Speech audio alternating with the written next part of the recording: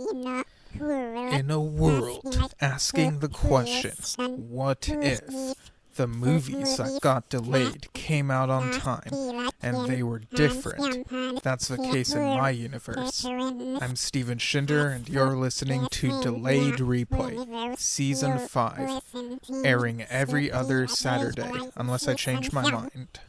Hello, listeners. Welcome to another episode of Delayed Replay, that podcast where we recap and review movies that got delayed in that other universe but came out on time in our universe. I'm your host, Steven Shinder, and joining me once again, it is Jesse from Cinemaybes, here to talk about Saw 11, or Saw XI, however you want to pronounce it. So, how's it going, Jesse? Oh, it's doing pretty good. Thanks for having me back with a different name in the title this time. But great to be here and can't wait to talk about this movie. Yeah, for sure. So, I guess just briefly, like, what's been your history with the Saw franchise? Because each time I've done an episode on a Saw movie, I've had a different person each time. So, what's your Saw story? So I don't remember when the first one came out. I don't remember what year that was. 2004. Okay, 2004. So that would have been, if I remember, I was 14 or 15 years old at the time. And I think I didn't see it in theaters, but I saw it on DVD shortly after.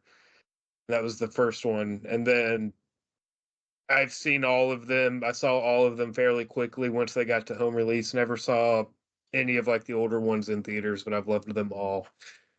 Nice.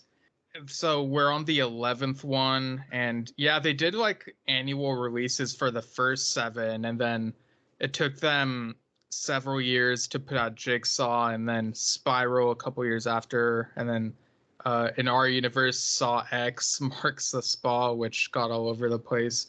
But this one, Saw 11, it kind of goes back to the roots of the first one and how focused and isolated it is in, like, being from a point of view of the players involved pretty much, and not seeing, like, not cutting to like the outside world and whatnot. What'd you think of that approach to this one? I loved it, because it started off so dark and just like a dimly lit room and you couldn't really tell what's going on, kind of like how the first one did also. And I I was getting the pulls of, oh, is this where we're going to cut away to the detectives, or, are we going to get that cut to the outside world? Because the scenes would come to an end and it felt like the right time and it just never came. And after a while, I gave up on that and started focusing on the story itself. And I was like, okay, this is a very good time to recontain the story. Yeah, so it begins in this dimly lit room, like you mentioned. There are four characters who, they wake up here and they're moving around and trying to find a light switch. But they realize, well, the wall feels real weird, and they're like, oh, this is a padded room. So that pretty much makes them think that they're perhaps in an asylum, or it could be like a room where just padding was put up. So we have, like, we don't figure out their it takes a bit to figure out like who these characters are, but we do get their names. What'd you think of the names of, like, at least a couple of them? I loved how they tried to be out there. Like, you could, well, not really out there, but they tried to be original with the name so you could kind of get a feel for just like the outside world without going to the outside world. You could kind of tell a little bit about who they are just by the names. And I loved, like, we had a simple one like Jeremy, and it was like, okay, Jeremy seems like a nice guy. It did take him a while to finally tell his story, but I really enjoyed Jeremy. Yeah. And we also get this other guy who says his name is Nail, and they're like, "What, Nail?" And he's like, "No, it's Nail, like Nail." And they like tell him like how stupid that is, but he talks about how it's like his um, reputation, like his like he kind of comes across like a punk, like someone who's like a tough guy in that type of scene. Um, and we also have a couple other characters as well. I think one of them, uh her name was Brenda.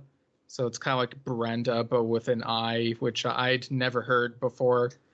Um, and like the fourth one was also a woman. What was her name? I'm trying to remember. It's like on the tip of my tongue. Um, I want to say because she was like, "Oh, my name's like it was like Katie or something like that," but she was like, "Oh, all my friends they call me Jelly Bean." Oh And yeah, it was like, oh, so like we know her as Jelly Bean throughout the whole movie, and it's not like you'd hear a name like that and you kind of want to be like, well, why? And it's just one of those they just accept it and move on. Like, okay, this is Jelly Bean. yeah. So they find the door, but it's locked. So they have to like look around and figure out where it is. Um, and they even try to take out some of the padding tiles, but something happens when they remove one of these. What'd you think of the like what it activated there?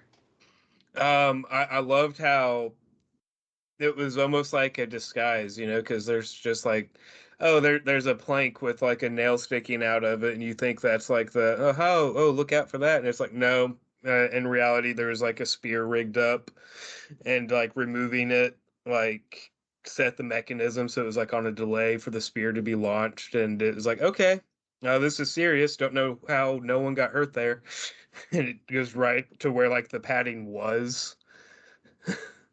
Yeah, like it just barely misses one of them. But like behind that, where the spear was, on the plank, find a they find a cassette tape and a cassette player, and they seem kind of bewildered by it. So I don't know if it's been like forever since they've seen this type of technology, or if they're just, or if it's just like the normal thing of like they're surprised to see like there's a message left for them. Um, but yeah, they play it, and it's definitely Tobin Bell's voice. I'm really glad that they got him to record the voice. It kind of sounds a little. It's hard to tell if like Jigsaw, John Kramer himself recorded the message from stop to finish, or if it's kind of spliced. I feel like they kept it kind of ambiguous. But yeah, what'd you think of the message that they played here? I It was a very good performance. It felt very fluid in the recording, so like I felt like it wasn't like broken up into segments. I don't know if they did, and they just did a really good job of blending everything together, but it was great to like hear his voice and doing the voice again and that nature. It sounded very like close to like the original tapes. So it also begged the question of like when in the timeline is this happening? We could, because sometimes you can tell by the voice or like the design of the traps and stuff, but still weren't getting any hints, and the message didn't really give across much information either, unfortunately, at least not whenever it came to that. Yeah, it was basically like a general introduction, like, hello, Nail, Brenda, Jellybean, and Jeremy. You are all here because there is a thread that connects you, but you will have to see if you can work together or if you'll have to work against each other. Remember your sins in life and live or die, make your choice. And so it was kind of not so clear at first, and so they're kind of like, I don't get it. And so they continue like they argue about whether to keep removing some of the padding or if that'll be too risky. Like, what did you think of like their decision making here? Uh, Definitely got like freshman in college vibes with how they reacted at first, which was surprising because they weren't like not all of them were like in that age group, so it was fun for them to be like how how are we connected? You know, there's a good gap here between some of us. Um, but you could tell, you know, some of them immediately, you know, they were in a frenzy. Like, should we keep pulling tiles? Should we inspect where the spear came from? Should we sit and talk? And it turned into an argument for a little bit. And I loved how they came up with their resolution. Yeah, what they decided was that um they feel like the door, where the door is might be the safest place to stand after removing any bit of padding. So they keep standing near it, trying to run toward it after removing something. And, like they remove one thing and um, suddenly it throws out some darts, like for a dartboard type thing. But they remove another one and they find like this jar full of keys. And so they need to figure out like which one is the correct one for the door. I will say I loved the jar of keys because it's a nice little throwback to the other movies because a lot of the movies traps involved keys in a way. You know, oh, the key's in the eye. Oh, the key was around your neck, but it went down the drain. So you had an easy way out, but unfortunately, you know, Amanda dropped the ball there. Yeah. But so keys are always referenced, and this time it's a jar of keys, and I love how you can tell it's like, oh, some of these keys might be the keys from other traps, like because even you know they had the square keys and the triangle, like it was all the keys it seemed like. And I feel like they should have taken the jar with them instead of digging through looking for the one key. Yeah. And it was like super elaborate because they were trying to like dump out all the keys from the jar and then search through a pile of keys, but they are like super glued or something into the jar. So, and they're arranged in such a way where the edges of the keys can like cut someone's hand if they try reaching through. So they have this whole argument of like who should try reaching in and like getting out each key and trying one by one. Um, and eventually they realize, okay, we need to take turns, and three of them do take turns. One of them, uh, you know, uh, Brenda ends up being the one who ends up not having to take a turn because they find the key before she has to search. But for a moment, you could tell that they have like they stare her down because they are like, man, well, aren't you lucky for not having to reach in? Yeah, but she's not as lucky in the next room, sadly, because she's first on the block whenever they have to do the next challenge. And as is all tradition, it seems like we finally get our first brutal incident of the movie. Yeah, like you mentioned, like first on the block, and it's very literal here, as there are these like blocks of concrete, and they are like it's basically like the floor is made of lava. Like there's like this like acid liquid thing that's on the floor, and there are these concrete blocks that they have to try jumping to one at a time.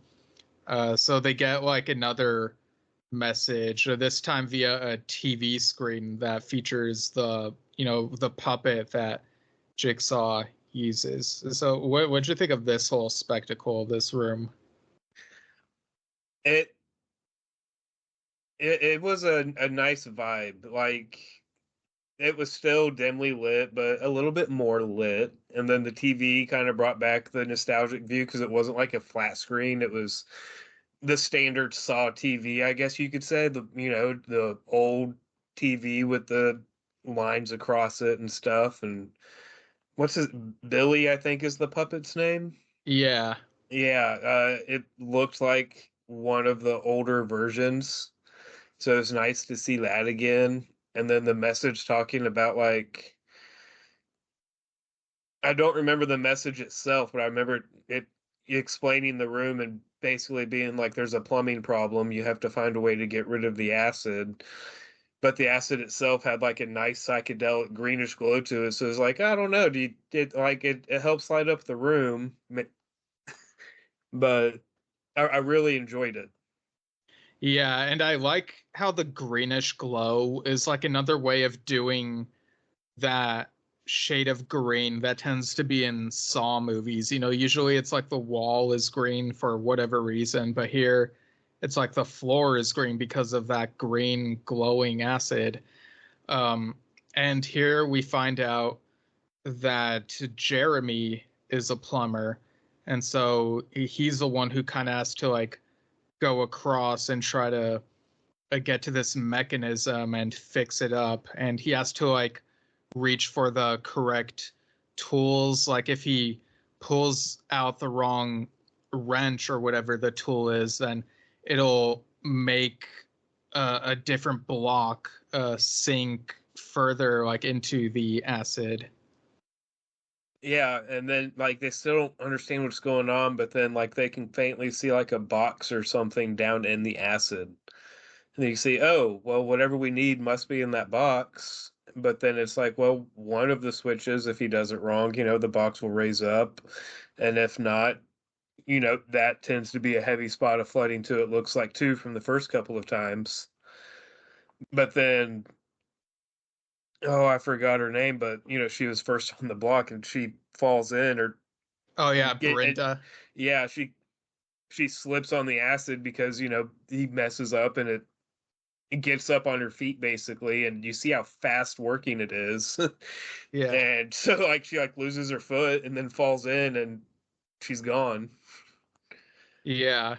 And it was very surprising because it was before we found out anything about her in particular, and that kind of comes back to bite them later, but we'll get there.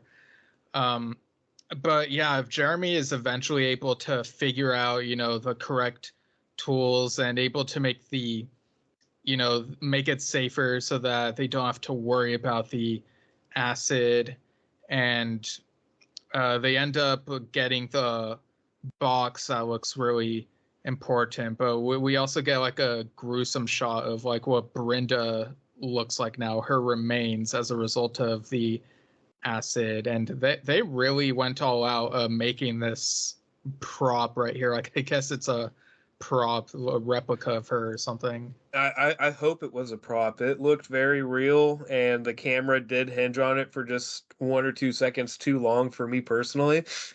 Like because they really honed in on it. It's like, look at what we made. This looks so good, and it's like, yeah, it looks good. Please, I'm trying to eat my popcorn. Oh yeah, I was eating my hot dog, and I think the person next to me thought I was weird for continuing to eat, even despite the shot.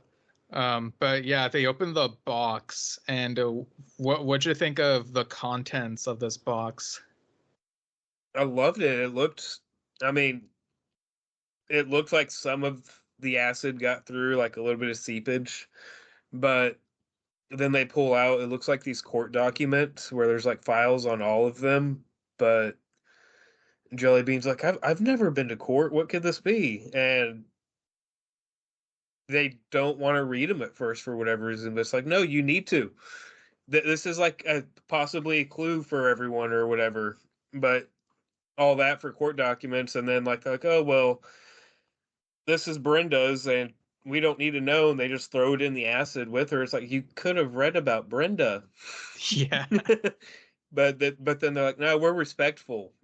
She wasn't here to. Nah, read that. yeah, yeah, because they're like, we need to honor the dead. There's probably some secrets she wouldn't want to know, and it's like, yeah, Those secrets could get us out of here alive. yeah.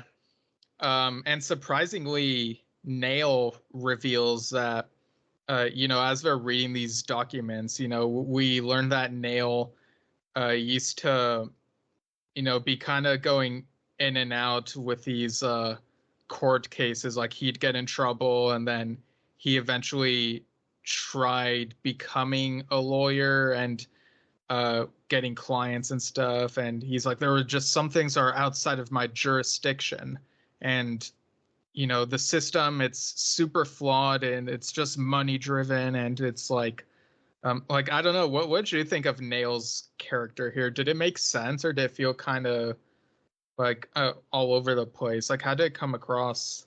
It it caught me off guard. I wasn't expecting his character to be the one that was like in the system, I guess. Even though it was, it wasn't the worst things either. He just got bad luck, a lot of traffic violations, stuff like that, littering, jaywalking. Like they did like deciding to pull someone like that into the games. It's like, does he deserve to be here? So like it did kind of seem all over the place, but again, it was like, okay, let's. It really made me want to know. It's like, well, why is Jelly Bean here? Like, what's her story? Open her file, please. Yeah, and funny enough, a detail that I realized was that they mentioned that littering was one of his crimes, and he's the one who threw Brenda's document onto the floor. So it kind of is an act of littering right there. That's uh, a fatal mistake there.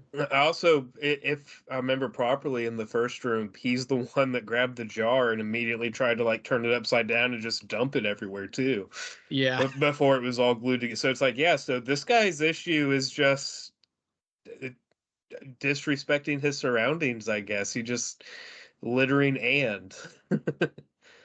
Yeah, and we find out that Jelly Bean, she used to she's an accountant, and apparently did some embezzling, which kind of goes back to the character Gus from Saw 2, who's like the first one to go in that house game. But yeah, like here she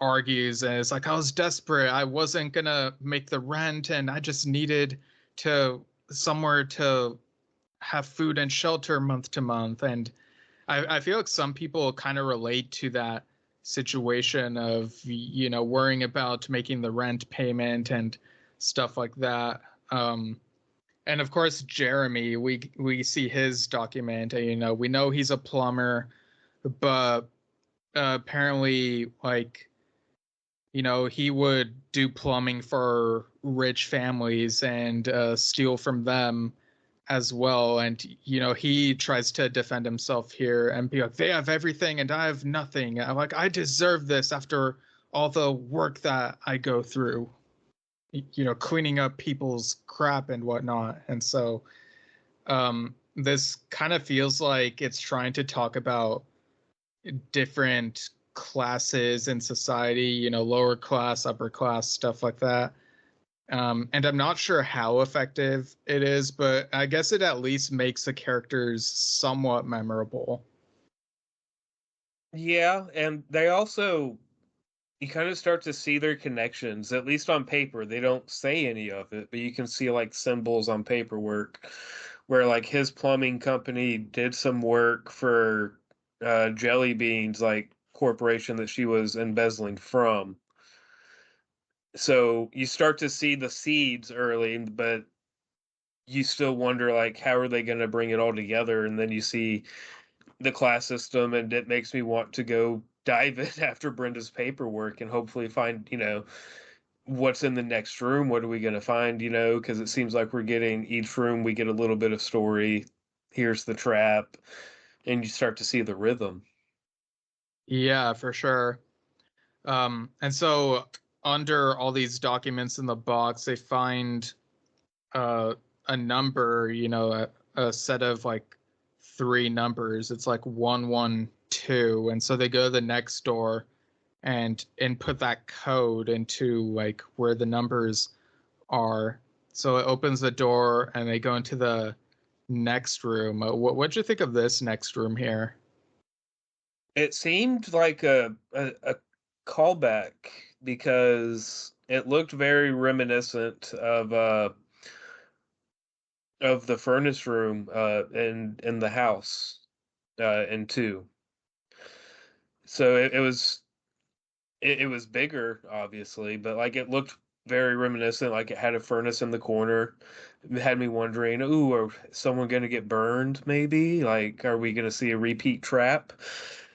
Haven't seen one of those yet. And then uh very bright though, comparatively to the previous rooms. I'm not sure how you felt about it, but the brightness kind of what did wear on me a little bit.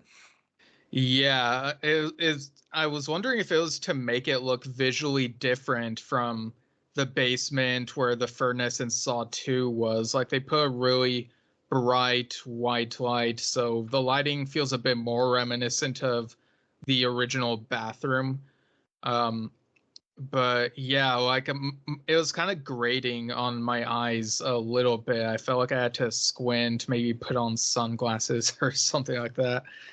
Um, but yeah, then they find another tape, and we get another jigsaw message where, uh, it's basically the whole like embezzling thing, like you were taking from your accounting firm. Now you need to account for your own actions, Joey Bean. Reach into the furnace and see what happens, or something to that effect. He says something smarter than like how I'm saying it because I don't have it memorized.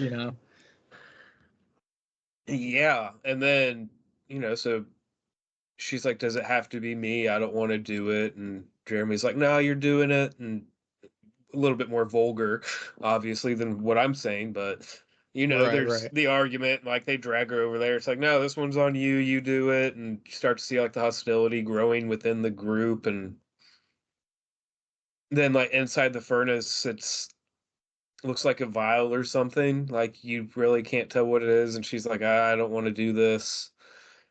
But then next to the vial, there's paperwork, and it's like, well, step back a little bit, you get to see her like, hold on, think this through, what's going to happen, if I option A or option B. And what would you think of whenever she finally grabbed the paperwork? Yeah, so when she grabbed it, I think we were expecting the flames to be ignited right away, um like inside of the furnace. But what ends up happening is uh like some panels on the floor and the walls turn over and revealing like these flamethrower looking things, and so it's like the fire is being ignited outside of the furnace and they all have to go inside in order to be safe. So it's a really tight squeeze and they get inside, and then um surprisingly, this furnace is on some sort of elevator that takes them to a different story of this building. And obviously, they were like arguing about whether or not to like, get inside of this thing. But it's like, well, we're surrounded by fire, so what choice do we have? Yeah, I was not expecting the elevator thing to happen. Like I was like, oh, this is like it was a complete left turn, it feels like, from how the previous traps have been. It was almost like a callback to I don't remember which one it was, but they had like the tunnels that they had to open the gates and get into whenever the room like did its explosion or whatever. It was the one with like the rat with the shape keys, With a what? with the shape keys that they had to use on the gates in one of the older Saw movies. Okay. Yeah, like it kind of seemed like that, where it's like, oh no, we all have to get in this one until we all survive. But then and then you hear the furnace start making noises and you think it's going to light up, and like you said, elevator. And I will say one of my biggest pet peeves about horror movies is the person that's like screaming the whole time whenever it's like this is the moment to calm down, and I'm Yeah. surprised it was Jeremy this time. Like I was expecting Nail or Jelly Bean, but it was Jeremy who just wouldn't stop crying the whole time. Yeah, like that was kind of unexpected that it was him who was screaming. Um, but yeah, like it was really, it's a pet peeve of mine as well. I mean, it's why Indiana Jones and the Temple of Doom is still my least favorite of the Indiana Jones films. Are just Oh, so much screaming. yes. Like, I love that movie, except for the screaming aspect. Right, yeah. And like there's some things I like about the movie, but like some of the cultural stuff they do is kind of weird and like the it feels like they're trying to make a horror movie inside of Indiana Jones with all these gross out moments of the bugs and stuff. It's just really weird. Um, but yeah, this elevator thing, I think might also. I kind of wonder if maybe it's like a little throwback to the original idea for the original Saw, which was originally they wanted to have um, Adam and Lawrence be stuck in an elevator instead of a bathroom, which I'm glad that they went with a bathroom idea because I think aesthetically, like the set design for that just looks better than an elevator would have looked.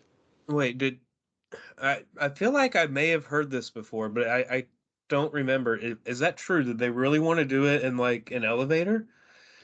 Yeah, like that was one of the ideas. Okay. I don't know for how long they considered it before realizing that there are better ways to do it, but yeah, that was one of the ideas they considered. I'm really glad that they landed on decrepit old bathroom instead. Yeah, like with the mold and the dirty toilet water, like it's just better, you know? And I feel like there would have been more violence between the two main characters early on if they were in an elevator. Yeah, because with the bathroom, they're at least far apart from each other, whereas in an elevator, there aren't many like super big elevators, so I feel like they would have to be like pretty close to each other, unless they were each in like a separate elevator and maybe communicate somehow. I don't know. Um, but yeah, they get to the a different story of this building through this furnace elevator thing, and meanwhile, Jellybean is reading the papers, and they're like, "Well, what does it say?" And she shows it to them, and she's like, "It looks like gibberish." And like you look at it, and it kind of looks like that placeholder text that you see in movies or TV shows where they just write up some sentences that look like they're sentences for like an article or something, but they just don't make sense. So Right, it's it's just a bunch of random words with spaces and stuff to fill out a paper. yeah. So it's like some sort of code that they need to figure out there. So they get to the next story, and this um yeah, this was an interesting choice. Like instead of, we're so used to green when it comes to like different rooms in the Saw universe, but this one was like one of those infrared rooms where like photos develop and stuff. Kind of another throwback to the first movie with like Adam's, uh, infrared photography room or whatever it's called. Yeah, and like you see some photos up on the wall, but the camera, like it's just in a pan across the room. They're not focusing on the photos. But if you look closely, it's like, oh, hey, those are Adam's photos. Like at least a couple of them are. You can see, some of the random photos that he's taken. Yeah, And it's like wondering, it's like, where are we? This doesn't answer the question of, is this happening at the same time as one now, or like before it, or in those beginning stages? Everything seems to be pointing that way. Like, what's going on here? yeah, and it's really it's really puzzling, especially if you take into account that maybe Jigsaw collects stuff from previous tests and inserts them in other things, like just for the I don't know, the aesthetic element of it, maybe to show people, the test subjects, examples of other people who've been tested or are going to be tested and stuff like that. Um, but yeah, they try to look around and they do find this collage that shows like all four of the test subjects, including the belated Brenda, and we're trying to like piece together like what does this all mean? Like someone was watching us in all these different places. How long were they following us? Um, and they haven't mentioned like the Jigsaw name, so I kind of wonder if like maybe Jigsaw's not well known yet, or if they just don't watch the news and are unaware of him. So yeah, it really gets a head scratching here, I guess. Yeah, it makes you wonder, like, if this isn't in the early stages of the timeline and it's later on, it's like maybe these people are just so uh I don't want to say disconnected from it, but maybe it was such a common thing that it became such common knowledge, and now it's just in the background of everyone's mind. We're like, that's in the past. It's not going to happen, maybe. But I feel like in that situation, at least one of them would be like, I don't know, this seems similar of something, like maybe they don't remember the name itself, but yeah. That's a good point, and they do examine the collage a bit more, and they notice that there's one picture where, like, in the background, well, in the foreground, it's Jeremy, the plumber. He's walking somewhere, but in the background, he can see Nail watching him like from behind the bushes, and so Jeremy is like, "Why were you following me then? Like, what were you up to?" And Nail is in denial or denial, I guess. But yeah, what would you think of this whole argument and revelation?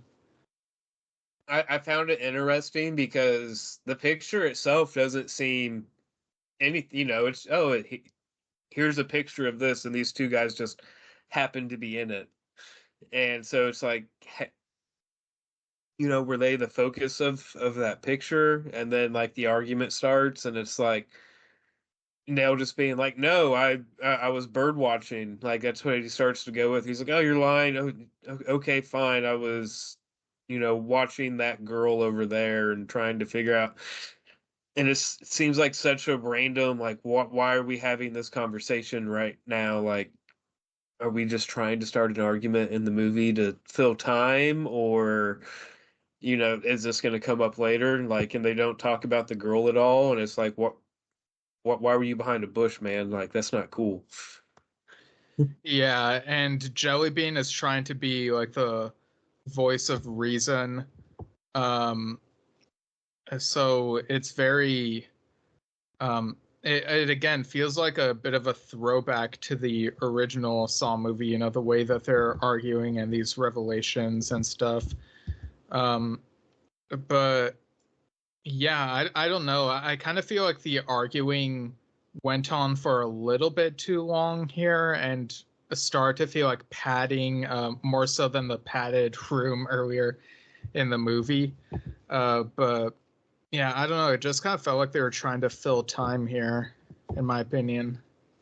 I've also enjoyed how we go from room to room. The theme changes enough to where, like, the padded room was like safe and secure almost until you started poking around.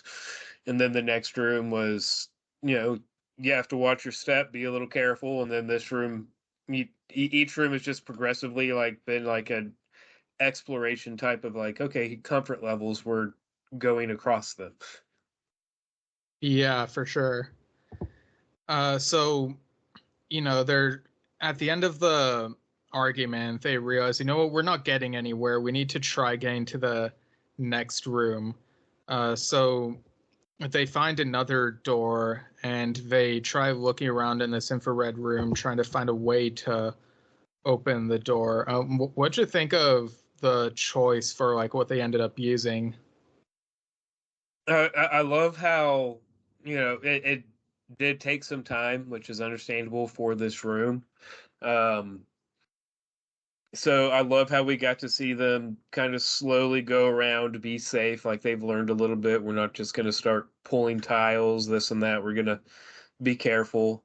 So we got to see like a lot of neat little Easter eggs on the way. Like I know earlier we mentioned Adam's pictures, but then you also see like pictures of some of the more personal traps from other movies and like a planning stage and blueprints and stuff.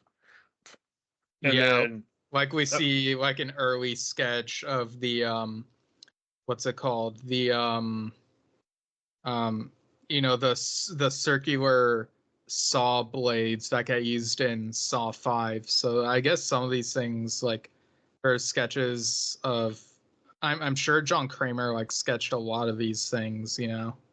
yeah, I will say I'm glad for once it seems like they didn't bring the reverse bear trap back for this movie, like as like an Easter egg. Like I feel like they've personally overused it as an Easter egg. Yeah. Like I So know it's like super iconic, but if it's overused, it can feel like a bit of a, like a hand holding type thing, like just Easter egg they're too reliant on. right, yeah, and then it's like they had so many other great things they could use, and they're like, no, let's do it. And then I think my favorite Easter egg noticed in that one was the blueprint of I want to say it was the school that they used in that one trap.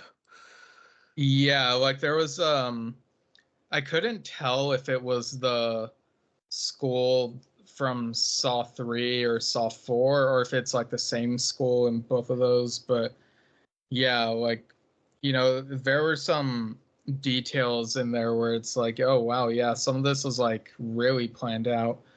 But because they're in this game, they try to look at the details, but they're not sure like what's relevant to them, you know?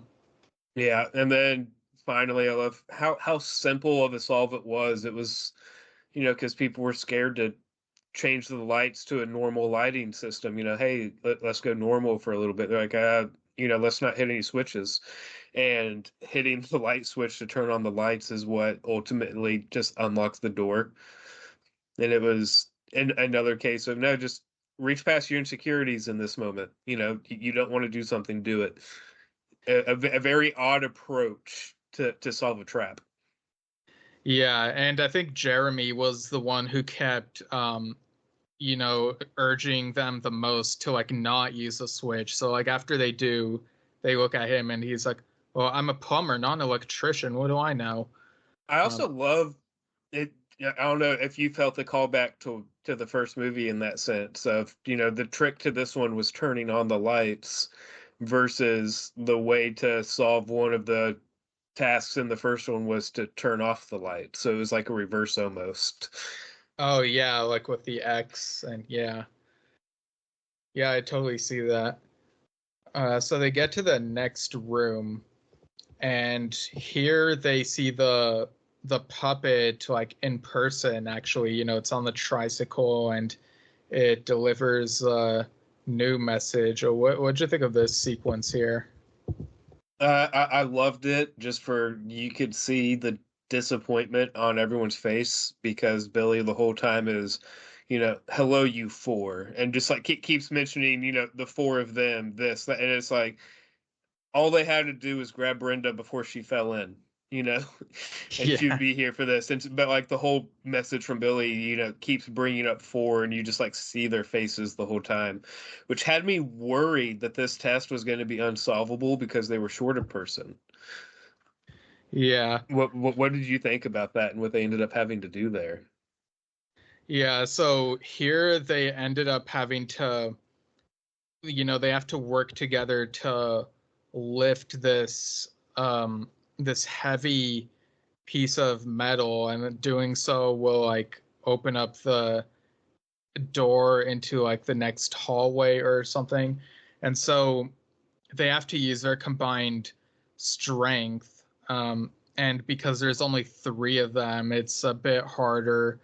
And the metal is like so heavy that, one of them, I'm pretty sure it was Nail, he loses his grip on his end. So the corner of this big piece of metal, it's kind of blocky. It like falls onto his hand and like smashes it. So it's like, oh, okay. So I guess he's that hand is out of commission for him. Um, and so it kind of comes down to Jellybean and Jeremy doing most of the heavy lifting, literally. But they're able to manage and they open the door. And after that, they try to, look for something to tend to Nail's like hand wound. Like it's pretty much smushed. It's like it basically looks like a shoe that had stepped on mashed potatoes or something like that. I don't know. Yeah. Thanks for bringing that image back into my mind. I am happy that they didn't spend too much time actually looking at it. It was just like a quick little Passover type thing. Um, I'm surprised that they decided to try to brute force that instead of like thinking things through. And especially after Nail got hurt, that they're like, no, we're it failed before, but we're gonna, and like that they managed to do it. It's like they could have looked around maybe a little bit longer and like found something, but they were like, no, no, we got to get out of here. And then they spend forever looking for. I don't. I would have put duct tape on it myself and been like, all right, be careful with that foot or that hand. Yeah.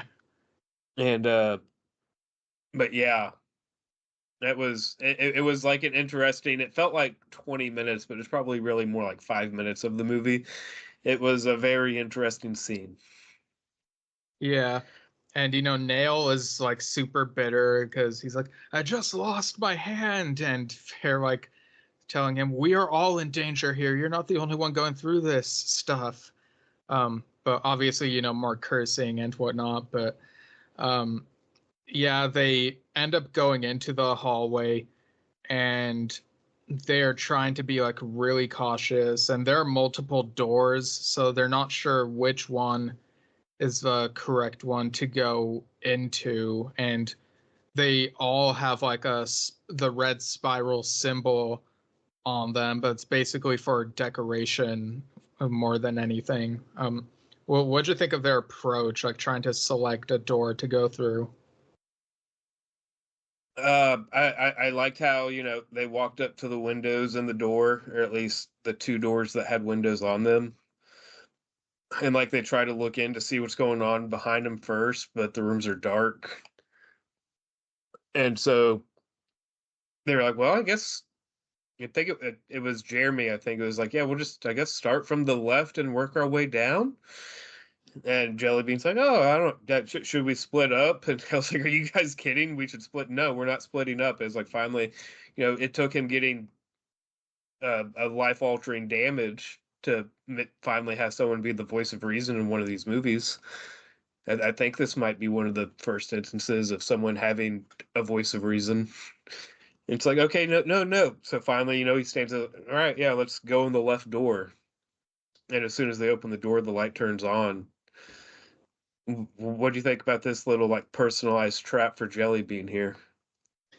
Yeah, so for this one, Jellybean, because the furnace thing did not do any damage to her, so it's like this one is something that will actually damage her, but it's the only thing that can help them get to the next phase and whatnot. So what happens is that there's this jar of jelly beans, and they she has to guess the correct number of jelly beans and use that as a code to input into this like keyboard type thing. But if she puts in the wrong number, then it'll emit like there's this tube thing that'll pour gasoline, and I guess it'll get like set on fire and kill them all or something. Yeah, I thought it was interesting that like they because the room's not very big, so I was surprised that like they all went into it whenever it lit up. Yeah, and then And because they all went in, like the door yeah, closed the door shut like behind does the them. latch and lock, and I'm like, okay, so maybe this wasn't time for the voice of reason. Maybe they should have split up because who knows what's behind door number two that could help in door number one type Yeah. thing. And it's like, okay, so let's hope that they can figure it out. And I love like there's like very little instructions. Like I don't think there's actually any instructions for it. It's just like there's a jar. There's like looks like a calculator in a sense because it's just a number pad with like the digital readout on top of it.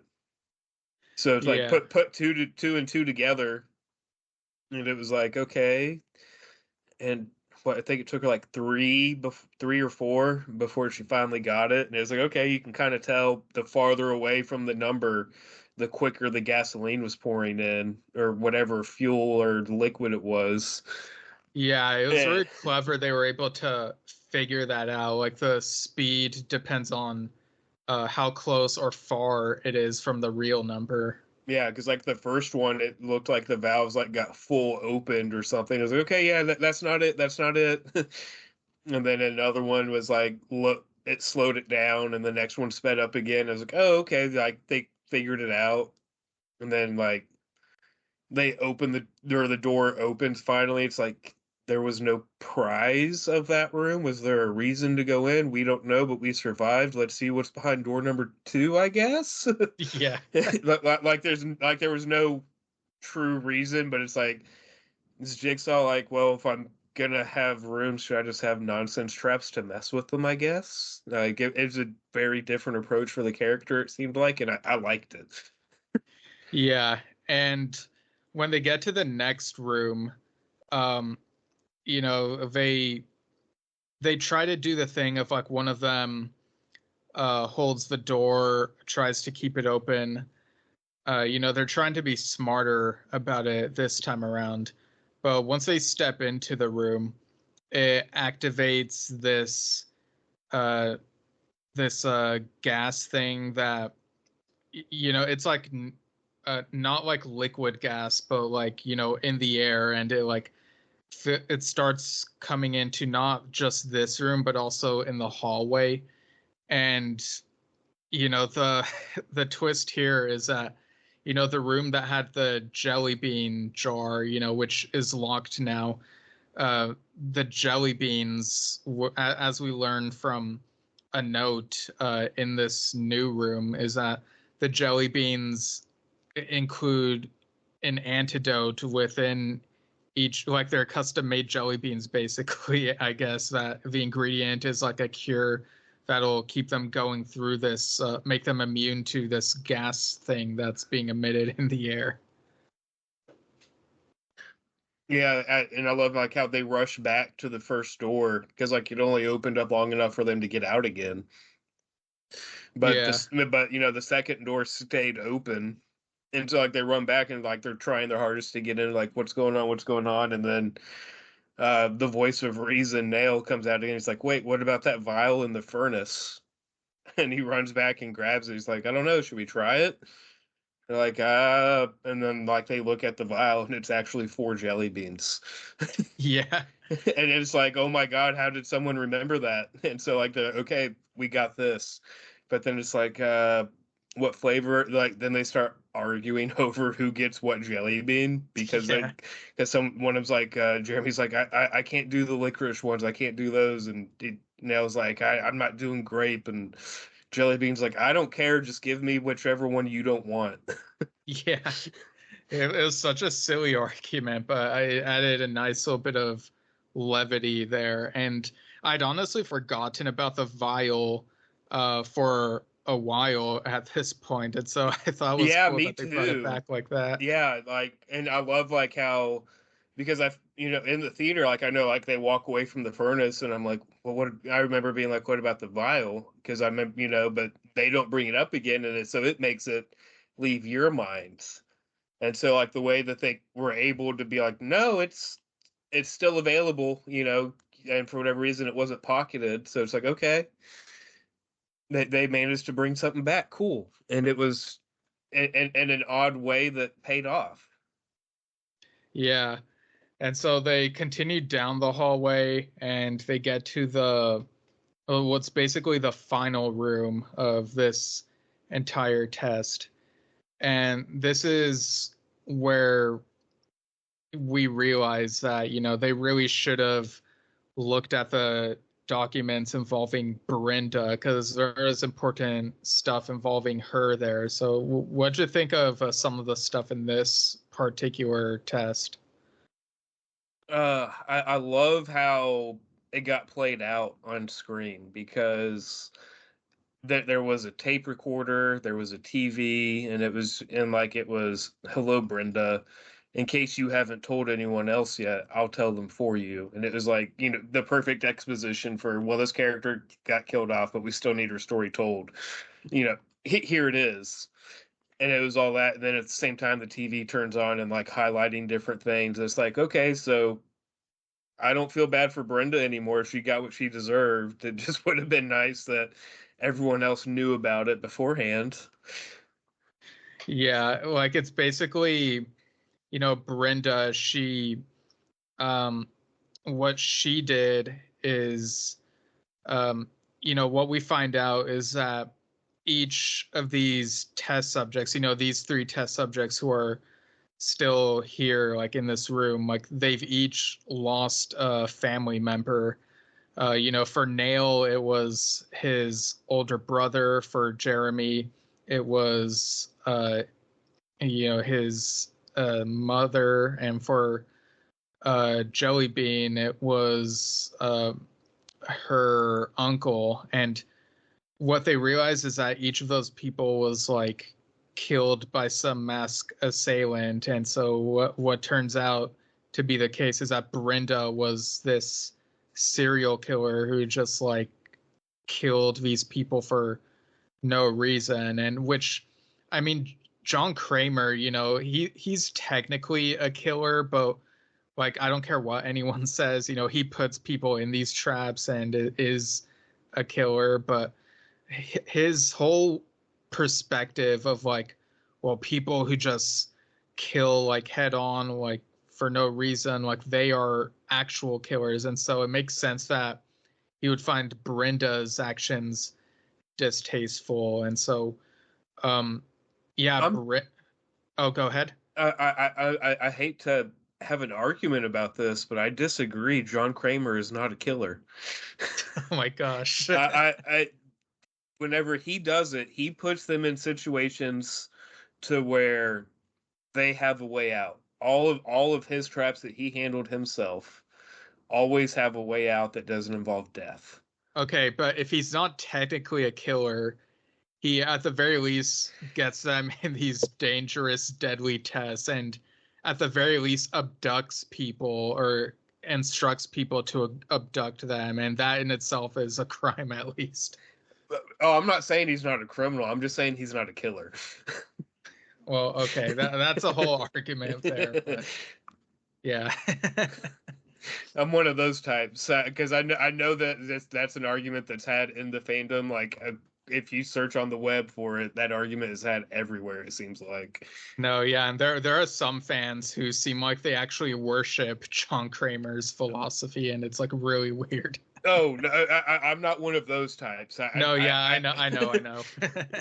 Although, But like it's fascinating to study, like watching it in film at least. But yeah, so they know like how Brenda is connected to them.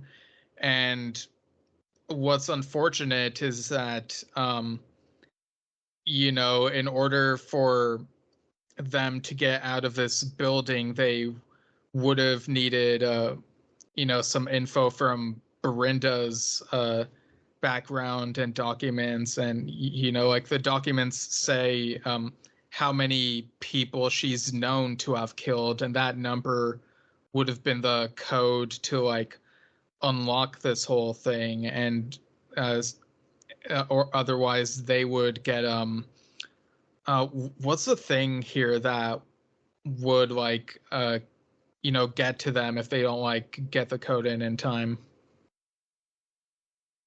I'm trying to remember what it's called, but it was like there was like I like air shocks. I don't know what to describe it as. You know, like an airburst thing. So like it would be like mentally disorienting and like making them go crazy. Oh yeah, it's kind of like these air What gun looking things that what like it was like uh, sonic waves or something like that that were like blasting. It was like okay, like every time they get it wrong, it was like another burst that like got worse each time. yeah. And this was like really kind of different from some of the other things I'm used to from saw traps, but yeah, it was like whenever they'd get it wrong, it would blow them and to like falling to the floor, and they'd have to get up. Again, there's a point where uh Jelly Bean gets blown like so far that she her knee slams against the wall, and so like her left leg is put out of commission. And yeah, so it's like really a struggle for them trying to guess like how many people has Brenda killed. Yeah, and I at first Jeremy's like, oh, you know, we'll just have to brute force it and starts at 0001 and starts going through. And then you see it's like, okay, that's not working because now there's nosebleeds, like mental disorientation. And what do you think of the final number? Like the fact that they finally got it Yeah, it and was how many it like I was surprised. yeah, it was so frustrating that it was just 003. Like it was just like their family members that they lost were the only ones she had killed, and they did not guess that first. It was so frustrating. Yeah, because he's like 001, you know, burst, 002, burst. Oh, okay, this isn't going to work. We have to start like guessing actual numbers. And it's like if he would have done it just one more time. Yeah. But yeah, I also love how he's like, okay, this isn't working. We got to start thinking about stuff. And it was, no, you did one of those times that you could have done it faster. Yeah, but they figure it out and they open the thing, and so uh it's like this garage door thing that basically opens, and it's bright light, and yeah, they end up making it out surprisingly, which and they had like the Hello Zep theme during that final test, so you kind of expect them to lose, but yeah, it was kind of surprising that they made it out of this one. I, yeah, I also liked how we don't see the outside world itself. We see their interactions with the outside world from their point of view for like the final 10 minutes or so of there's a payphone right on the corner, so they go to it, they call the police and like they wait. And it's like, okay, so we actually see how a response to this happens. Like I think for the first time we see the actual response from the survivor instead of after the fact with the detectives there. It's like, nope, here's the survivors. They're calling, and we see them start the walkthrough of them like this was the exit, and then it kind of starts to pan out. And it's like, oh, I loved that bit of story. Yeah, and this movie kind of reminded me of Cube, where it's mainly from the people surviving's perspective, and it's in that cube building for a long time with all the traps.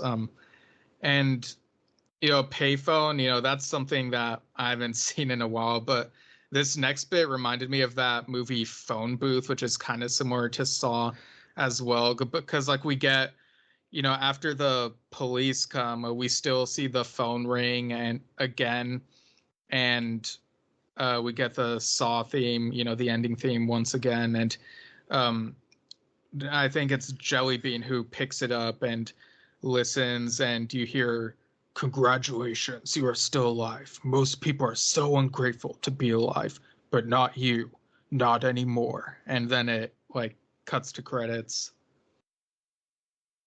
Yeah, it makes me wonder like where was he? How was he watching? And like they don't tell us anything. Like you know, there's no we don't see him on a rooftop with binoculars or anything like that. And it's just like I want to know how he knew. Yeah, and was it even him or was it someone using a recording of him? Like it's kind of ambiguous, you know? Yeah. But I also like how in that if you pay close attention, want to say you can see Detective Matthews. So it does kind of paint a picture somewhat of timeline. Yeah, it did. It did. Because he's actively out in the field and it doesn't seem like he's had his encounter yet. Yeah, like I saw a screenshot after the fact, and it was kind of blurry, but it did kind of look like him. So yeah, and I checked the credits, and I guess it's like an uncredited cameo or something. But it was, I don't know, like it was nice to see that interaction. Like I didn't know I wanted that from a Saw story until it actually happened, of the little immediate aftermath. Yeah, because we've gotten like, for example, the survivor support group where they're recounting what they went through, but not like the immediate aftermath of like what happens after, right after they've made it out. So it was definitely an interesting new angle to it. But yeah, I guess we could go into final thoughts and scores out of 10. And so what are your final thoughts, score out of 10, and do you know of measurement for that score for Saw 11? Ooh, okay. So I'm going to give this one a solid 9 out of 10 tricycle wheels. Oh, nice. I really enjoyed it because it was more back to the roots, and so it wasn't. I didn't have to see the previous Saw movies. You could go into this one after only seeing like one, two, and three. So you have an idea of the movies themselves, and then you could jump into this one and just be like, all right, now here's an experience, and I really loved that where I'm almost getting tired of franchise films to where you have to see everything to enjoy the movie. I Yeah. hate, I really don't want to see, I'll do it, but I really don't want to watch 12 movies and a TV series just for the next movie that's coming out type thing, so I enjoy, like, I major credit for being a standalone piece of art within a franchise. So loved it. Yeah, I get what you're saying because, with comic book movie franchises, for example, for a while we were conditioned to think, okay, we have to watch all of these to understand this. But if you think about comic books, like actual comic books, people don't read everything. They might stick with a series, and then if they're interested in reading the big crossover, they'll jump to that without having read the other stuff. So I feel like franchises need to have more standalone stuff, and like the people in charge need to make it so that they don't feel too connected to other things, even though they can still be in the same world. And I just feel like there's like something that needs to change about the approach and accessibility factor. But yeah, I thought this was pretty accessible. Um, I thought a couple of the moments were kind of frustrating, but that's kind of par for the course with Saw movies whenever they get like so close to solving something, for example, and then they don't. But yeah, overall, I thought this was a nice little change up. I think I'd give it an 8.5 out of 10 jelly beans. It might be one of the better ones, but I think there might be a couple at least I prefer. But yeah, overall, a good addition, and maybe the best one in a while, perhaps, in my opinion. I do have one final question. Do you think Possible answer. do you think Brenda would have told everyone like her thing, or would it have taken that final room if she had survived? Ooh, yeah, I feel like because she's a killer, she, I don't know, maybe she would have kept it secret until that final room. Maybe she would have even like killed at least one of the other people. Like she would have been a danger and a threat as they're trying to survive. Ooh, I didn't even think of that. I was mainly thinking of what crime she was going to try to say she was there for, because she's like, oh, well, this guy's in here for littering, so maybe I can get away with like hit and run or something and be like, that's why. Then be like, oh, no, no, no, serial killer revealed at the end. Oh my God. Yeah, and I mean, if you think about it, she knows how many people she's killed, so theoretically she could just kill the others and just make it to the final room and escape all by herself. Might be like, oh, they all fell in the acid, and I somehow solved all of these puzzles myself, no problem. Yeah, but yeah, that's an interesting maybe to ponder.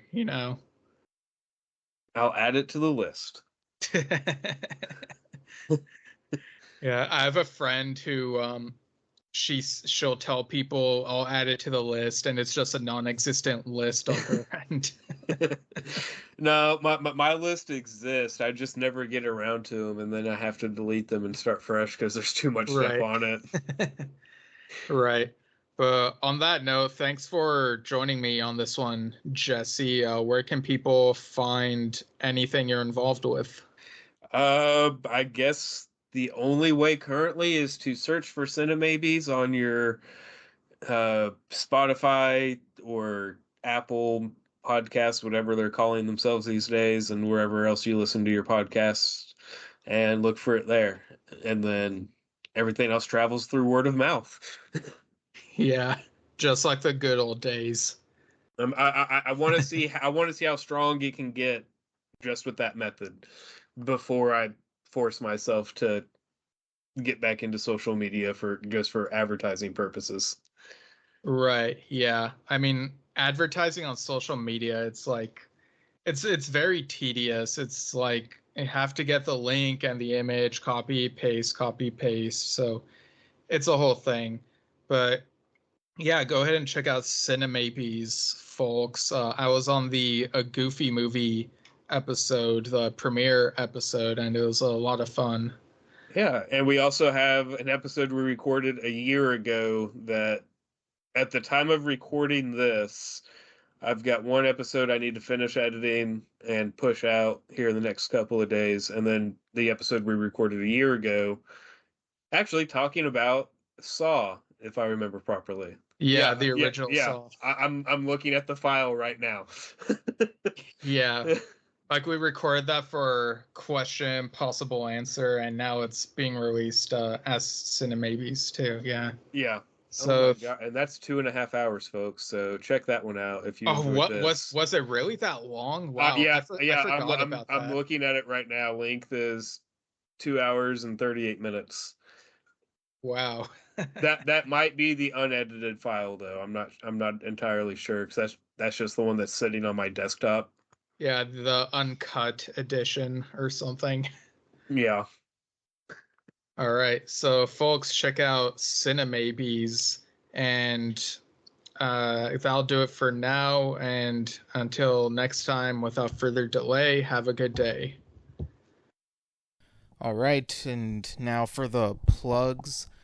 So Max, who was on the Wild Robot episode, he put up a Kickstarter campaign for his own horror comic book titled The Blood Donor.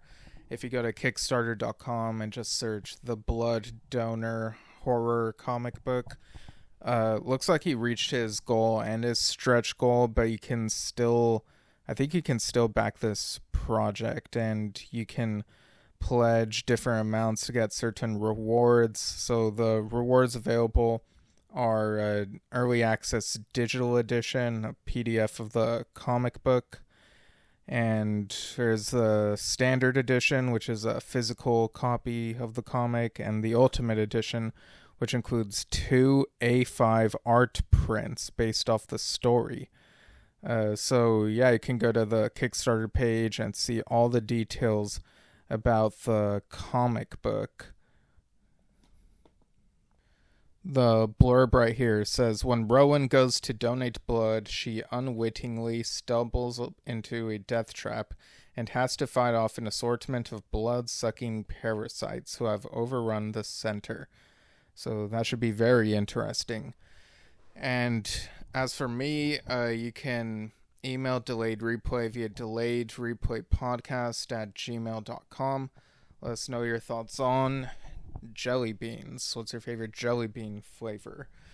I did notice recently that there was new review of the podcast on the Apple Podcast review thing, and this was from July, and I didn't notice, and it took me a while to notice because they don't email me these new reviews that people leave.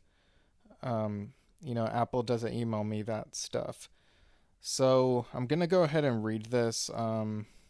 Just looking at the username, I could probably, well, I don't know if they want me to read the username, and if I could guess who it is, I'm still not sure, like, if they'd want me to say who they are, but yeah, whoever this is, they say the title they say great improv, creative, hilarious. The title speaks for itself. I've been a listener since the podcast started. I either listen to the podcast episodes once they come out or right before I see the new film in my own universe. I love imagining the films as they are explained and reviewed. Often Steven and his friends come up with better ideas than the actual films. The show is pretty funny. I will admit that some jokes are kind of bland or dad-like. That's what it says. However, I am a father myself, and often it's difficult to create things with improv or on the fly. The podcast is lighthearted and is something wonderful to maybe listen to while working, running in the morning, or driving. You're not going to get off this podcast feeling upset about Hollywood or fans. Instead, for me, it allows me to have a laugh about the world I live in and travel to the worlds Steven and his friends have created. It's difficult to review and have constructive thoughts or criticisms about things that actually don't exist, so I applaud him, and it's a 5-star review. So thank you. And yeah, so I know I'm reading this kind of last minute right before putting out this episode, but yeah, I don't know, like, why. I guess people in other universes might think this is improv, but yeah, I guess it does have that feel, like the way that things turn out, like it seems like that. But if it's entertaining, then, why not? Why not do this podcast? So yeah, thanks for this review, and thank you for listening. Really appreciate it. It's always fun, especially whenever, sometimes I worry about this podcast maybe sometimes making the same kind of jokes, but in the moment, I think me and the friends I have on, we like have a good laugh about it, and that's really what it's all about. And sometimes we will touch upon like issues in movies, like, and in the industry, but yeah, we try to be as entertaining as we can when we record these. But yeah, thanks again for the review. And you can also follow me at Steven Shinder on Instagram, Twitter/X, Threads. I'm also on Letterboxd, Goodreads. StevenShinder.com is where you can find info on my Standalones at Stepping Stones novels, which are available on Amazon. You can find me on Yesshift, a podcast/vlog about music, which I do with my dad. Well, we talk about the music. We don't create music, but even though my dad is a drummer, but the interview with Andy Ascalese, the drummer of John Anderson and the Band Geeks, you should be able to listen to that interview the time that this is out. But yeah, I think that's pretty much it for me. I know in previous years this podcast has put out like one episode per week in October, Halloween season. But looking at the schedule, I think keeping it to one episode every 2 weeks feels right for like where things are right now and just how busy things are and how much there is to cover like now. But yeah, the podcast will keep going every 2 weeks. This season will keep going through the end of the year. And yeah, I'll see you in 2 weeks. But for now, before the end of this episode, here's my other self with updates on what he's been watching and whatnot. Hey everyone, so in terms of TV shows, I got around to finishing Bel Air season 3. The way that it ends, on the cliffhanger that it ends, I really hope that there is a season 4. That there were strange choices with Uncle Phil and Aunt Viv in this season. It's really bizarre, but overall, it was an interesting watch this season, and I do hope that it continues. Chucky, unfortunately, got canceled after 3 seasons, and there's this whole campaign, hashtag renew Chucky, hashtag save Chucky.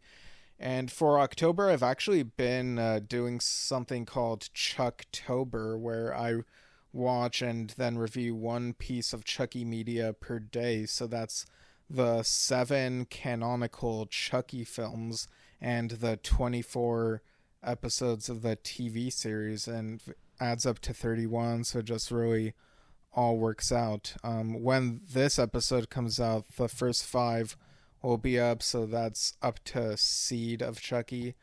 And yeah, it's like 1 per day. And I also talked about the Planet of the Apes TV series in September. There's also over on my YouTube channel, and there's also a review of a double feature that I did / watched. I went out to see Transformers 1 and The Wild Robot back to back. I talk a little bit more about them in the video, but these are both really good films. Transformers 1's marketing made it seem perhaps more childish than it actually is. Like, there are moments of humor that skew younger, but it's a really smart film about like different social classes and trying to question your place and whatnot. And The Wild Robot, it's a really great film about being a mother and being a good neighbor, and it really comes from the heart. So yeah, go ahead and watch my video about those. I also watched a film called My Old Ass. It stars Maisie Stella and Aubrey Plaza. So Aubrey Plaza plays like a future version of Maisie Stella's character, and they're like 20 years apart. One's 18, one's 39. And the Aubrey Plaza version gives her advice, and then she keeps that advice in mind as she navigates through a transitional period between after graduating high school and getting ready to leave home for college, and some of the struggles that end up happening during this transitional period. And it's also it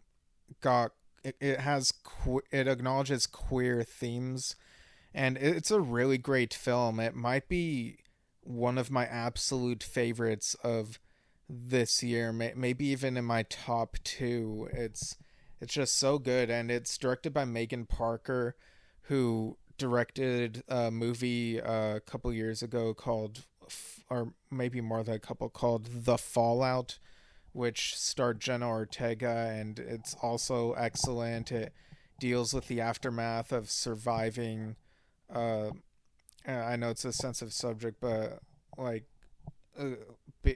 basically Jenna Ortega and a couple other characters hid in a bathroom during a school shooting, and so they're dealing with the trauma of that and the aftermath of that. And it's a film that feels so real, and like it's got emotional moments. So yeah, I'm like really I guess being a bit more exploratory when it comes to seeking out films to watch. I saw The TV Glow as well as the one before that from the same director called We're All Going to the World's Fair, and these horror films are so different and have such unique perspectives. And I saw The TV Glow. I was able to pick up on the vibe that this is basically about being a Twin Peaks fan who lived with the trauma of the unresolved cliffhanger for years and was left wanting for a continuation. But it's also about more than that. And yeah, there are some really interesting themes in both of these films. Um, I also watched the new Joker movie, Joker Folie à Deux, I think it's how it's pronounced. I'm kind of surprised it's getting a lot of negative reception. Granted, it is different from the first film, and no spoilers, but it is basically. It feels like it's anti toxic fans. The first Joker movie, as good as it was, it does. There is that worry of, like, what if this enables, like, toxic fans or even people who are far worse. And this sequel, is basically like, no, there are consequences to these things, and it's dealing with the fallout. And it's like there's a whole courtroom trial thing that comes in midway. There are musical numbers, but they're not as in your face and overt over the top as I was expecting and kind of wanted more of. But it does take a while for that stuff to come in, and when it does, it feels like it's still somewhat part of the same tone as the film. The Joker and Harley relationship is different in this version, but it's an Elseworlds story, so I think it's fine the way they do it, and it's still an unhealthy kind of relationship, and they make it clear that it is unhealthy. And yeah, so I thought this film did some interesting things, but yeah, it's got a lot of negative reception, and if people did not like the first film, maybe they'll like this one, or maybe they still won't care and not like it. But yeah, I'm kind of perplexed about why it has as much negative reception as it does. It's something I'm kind of trying to figure out. But uh, getting back to TV, I'm watching. I finished watching the recent season of Futurama. I thought it had a good finale. It was one of those finales where if the show got canceled or something, it could work as a true ending to the show, and the show has done that a few times before. But I feel like, as good as it was, it feels like the amount of those types of endings they have kind of make them less special whenever they happen now, if that makes sense. Let's see. I've also started watching The Penguin. The first 2 episodes are out. They're really good. Feel like they're in the world of the Batman film. Start watching Agatha All Along as well. It's 4 episodes in, and this is it's so far it feels like 8 out of 10 to me, and it's the most fun I've had watching the MCU since Guardians of the Galaxy Volume 3, even though it doesn't surpass it. Like, Guardians 3 is like a 10 for me. But yeah, I'm really enjoying this show, and how and I also appreciate how it's including more queer identities. And yeah, it's just there needs to be more of that, so like more people can see themselves in these things or feel represented and whatnot, and normalize. And yeah, so yeah, it's like halfway done. I couldn't remember if I talked about those shows in the previous episode or not, like if they'd come out already or not. There's also Heartstopper, season 3. I'm halfway through. I was gonna try to watch the whole season before recording this segment, but it's been just a packed schedule for me, and I think it is good for me to space these episodes out a little bit. It does talk about a heavy issue of like eating disorders, but it still has the wholesome moments, the queer relationships, and it's a good LGBTQ plus show, and it's wholesome. And Yeah, and the actor who plays uh the teen, and like they call him teen, and Agatha, he plays Charlie in Heartstopper, and it's based on a book series, or I think a light novel or graphic novel or something. I don't remember, but yeah, it's a great show. And yeah, so I think that's pretty much all I've been watching lately. There might be some other stuff, but I don't know. Like, you can check my Letterboxd and keep up with the movies I watch anyway. And yeah, so pretty enjoyable stuff lately. I feel like I've been in a good place as far as current viewing habits are. So, that's always fun. But yeah, later this month, happy 20th anniversary to Saw. I saw that there was some sort of panel. I think it's called Beyond Fest, and it had some cast members: Tobin Bell, Lee Winnell, and Carrie Elwes. I'm kind of surprised that Carrie Elwes was there because of how the relationship with the franchise kind of evolved over the years. But yeah, so Saw was a franchise that got me into horror movies and paying attention to continuity and stuff like that even more. So, yeah, I guess that's it for now. Thanks for listening, and without further delay, have a good day.